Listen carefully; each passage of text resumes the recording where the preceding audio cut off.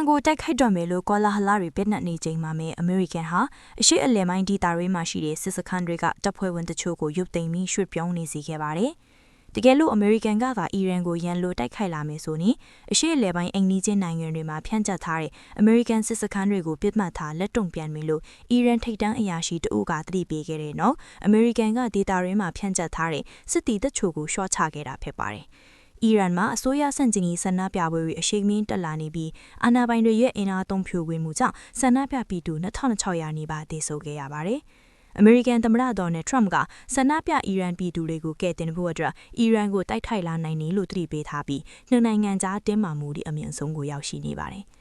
ဒီနေ့နိုင်ရွက်ပိုင်းမှာတော့အမေရိကန်ရဲ့နာမည်မဖော်တဲ့စစ်ဘက်အရာရှိတဦးကကာတာပါဝင်ဒေတာရင်းမှာရှိတဲ့မဟာဗျူဟာမြောက်စစ်စခန်းတချို့ရဲ့တပ်ဖွဲ့ဝင်တွေဟာဒေတာရင်းတင်းမာမှုတွေကြောင့်ကြိုတင်သတိထားတုံ့ပြန်မှုအဖြစ်စတင်ထွက်ခွာနေတယ်လို့ပြောကြားခဲ့ပါတယ်။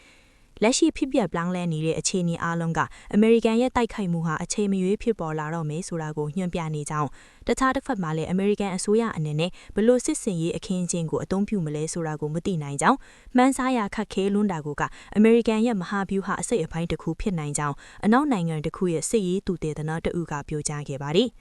အိမ်ဖြူတော်မှာတော့ Trump ကသူဟာအီရန်ရဲ့လက်ရှိအကျက်အသေးနဲ့ပတ်သက်လို့အမေရိကန်ပါဝင်ကင်တွယ်မဲ့ကိစ္စမှာစောင့်ကြည့်ပြီးမှဆုံးဖြတ်မယ်ဆိုတဲ့သဘောမျိုးမတိမကျမှတ်ချက်ပေးထားစေဖြစ်ပါတယ်။နောက်ပြီးအီရန်အစိုးရကစန္ဒပြပြည်သူတွေကိုပြစ်မှတ်ထားတပ်ဖြတ်မှုတွေရှော့ကျသွားပြီလို့သူသိရှိထားကြောင်းလောလောဆယ်မှာအီရန်ကပြည်သူတွေကိုအုံနဲ့ကျင်းနဲ့တပ်ဖြတ်မဲ့ကိစ္စတွေမရှိဘူးလို့ယုံကြည်ထားကြောင်း Trump ကပြောပါတယ်။သတင်းတောက်တွေကအဲ့ဒီသတင်းအချက်အလက်ကိုသူဘလို့သိလဲလို့မေးတဲ့အခါ Trump ကအီရန်ကိုညှိညွှန်းပြီးတခြားတစ်ဖက်မှာရှိတဲ့အရန်အေးပါတဲ့သတင်းရင်းမြစ်တွေစီကအရခဲ့တာလို့ပြန်ဖြေသွားပါတယ်။ အမေရိကန်ကစော့တင်တိုက်ခိုက်လာနိုင်ကြီးကိုရှော့ပေါ့သဘောမျိုးပြောခဲ့ပေမဲ့အီရန်ကိုစစ်ရေးအရာကင်တွယ်မဲ့ဖြစ်နိုင်ကြီးကိုလည်း Trump ကမငြင်းခဲ့ပါဘူး။ဘာတွေဖြစ်ပျက်နေအောင်မလဲဆိုတာကိုစောင့်ကြည့်သွားမယ်လို့ Trump ကပြောကြားခဲ့ပါတယ်။ဒါပေမဲ့အီရန်ဘက်ကအရန်ကောင်းမွန်တဲ့သဘောထားရတိချက်တွေပြသလာတာကိုမြင်တွေ့ထားတယ်လို့သူကဆိုပါတယ်။